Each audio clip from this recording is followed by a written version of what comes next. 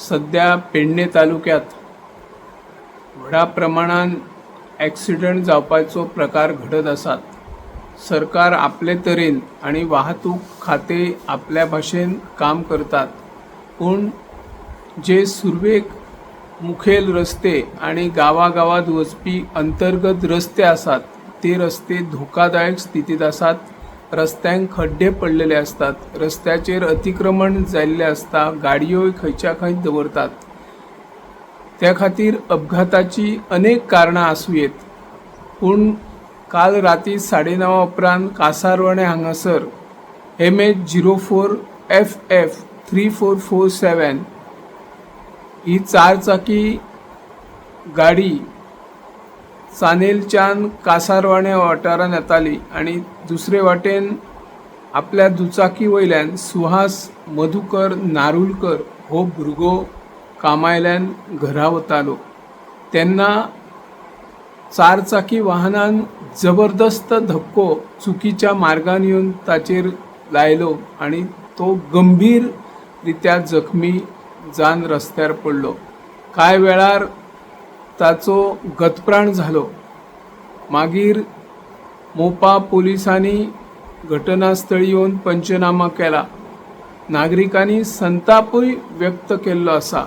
जायत्या वाठारांत अशे अपघात घडत आसात। वाहतूक खाते आणि पोलीस जे वाहन चालका कशाय पद्धतीने गाडयो चलयतात तांचेर केन्ना कारवाय जायना।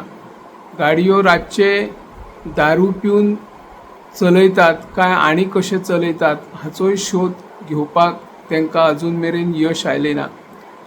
हालींच ट्रॅफिक पोलीस रस्त्यार दिसना, त्यामुळे जायते जे वाहन चालक आसात ज्यो त्यांच्या गाडयोंक नंबरय नासतात आणि गाडयो रजिस्टर आसा की ना हाचोय पत्तो नासता, किंवा टिबल शीट चौबल शीटूय दुचाकींतल्यान रातचे वयतात।